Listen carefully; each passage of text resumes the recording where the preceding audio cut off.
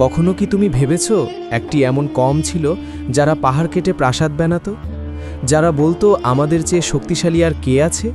কিন্তু যখন আসমানের হুকুম এলো তখন তাদের সেই প্রাসাদগুলো মাটির নিচে চাপা পড়ে গেল।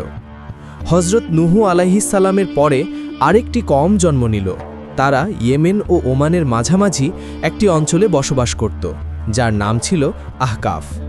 তাদের শহরের নাম ছিল ইরাম জাতুল ইমাদ, অর্থাৎ স্তম্ভের শহর, যে শহর আকাশের সঙ্গে কথা বলত। তাদের দেহ ছিল পাহাড়ের মতো শক্ত, তাদের উচ্চতা যেন মেঘ ছুঁয়ে ফেলত, আর তাদের অহংকার আকাশকেও চিরে ফেলত। তারা বলতো, আমরাই এই জমিনের ওয়ারিশ, আর আমরা চিরকাল বেঁচে থাকব। আহকাফের বালুর মাঝে তাদের শহর অনেক দূর পর্যন্ত বিস্তৃত ছিল। তাদের ঘোড়ার খুরের শব্দে জমিন কেঁপে উঠত। রাতে তাদের প্রদীপের আলো বহু দূর থেকে ঝলমল করত। মনে হতো এই শহর যেন জমিনের ওপর রাখা একটি মুকুট। তাদের সভা সমাবেশে তারা প্রায় এক কথাই বলতো, আমাদের মতো মানুষ আর কখনো জন্মাবে না। তাদের শিশুরাও অল্প বয়সেই পাথর তুলে নিজেদের শক্তি দেখাতো। বুড়োরা গর্ব করে বলতো, আমাদের সন্তানরাও পাহাড় নত করতে পারবে। এই কওমের আরেকটি অদ্ভুত বিশ্বাস ছিল। তারা মনে করত হাওয়া তাদের গোলাম। তাদের যুবকরা উপত্যকার মাঝখানে দাঁড়িয়ে দুই হাত মেলে বলতো, দেখো, বাতাস আমাদের শরীরের অনুসরণ করে। বুড়োরা গর্বের সাথে বলতো, আমাদের বাপদাদারা বাতাসের দিক ঘুরিয়ে দিত, আমাদের কে থামাতে পারবে?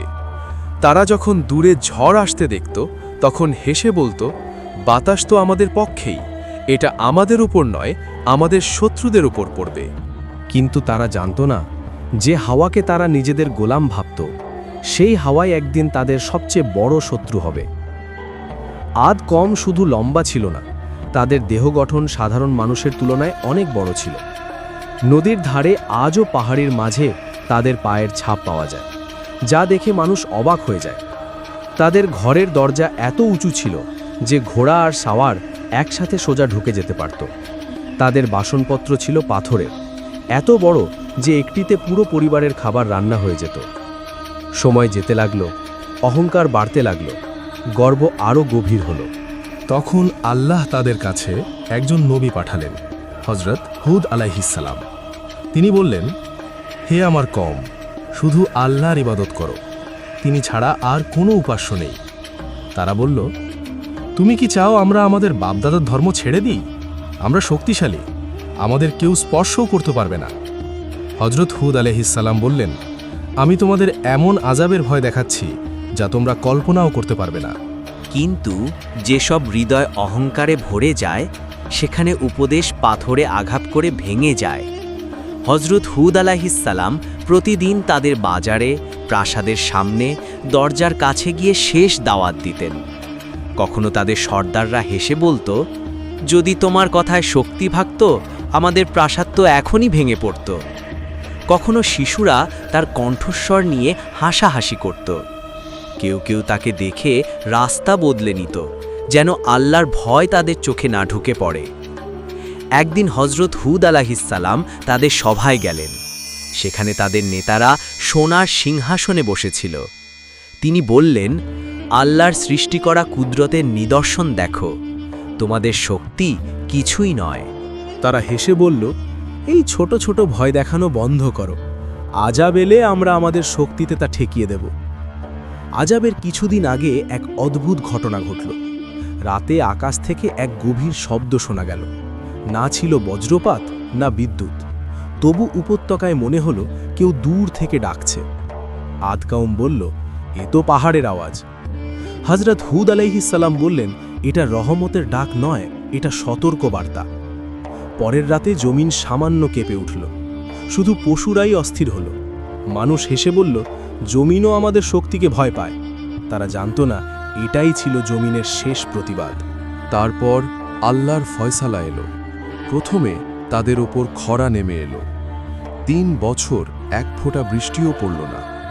নদী শুকিয়ে গেল, কূপ নিঃশেষ হয়ে গেল, জমিন পাথরের মতো শক্ত হয়ে গেল। প্রথম বছর তারা বলল, এ তো ছোট সমস্যা। দ্বিতীয় বছর তৃষ্ণায় তাদের জিহ্বা শুকিয়ে গেল, খালি কলস দেয়ালে ঠুকতে লাগল। পশুরা পড়ে মরতে লাগল।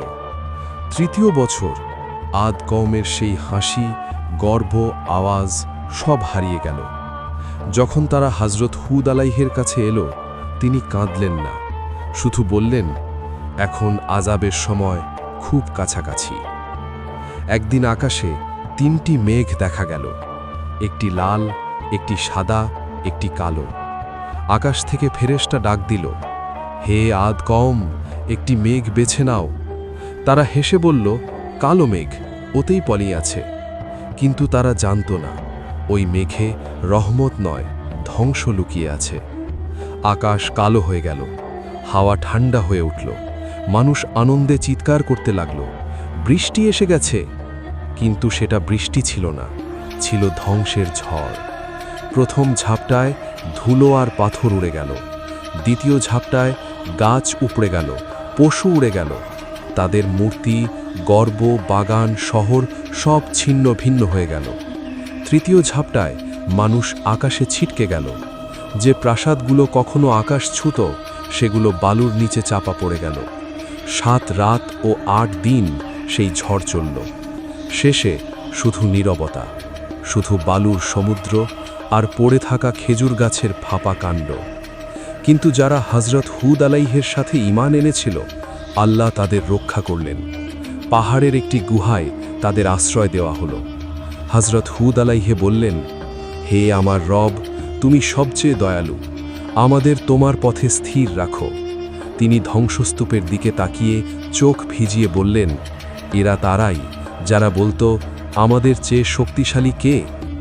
আজও আহকাফের বালুর নিচে ইরম শহর চাপা পড়ে আছে, এক সাক্ষ্য হয়ে যে শক্তি আর গর্বে নয়, শুধু আল্লাহর আনুগত্যেই সম্মান। এটা শুধু গল্প নয়, এটা এক বাস্তবতা।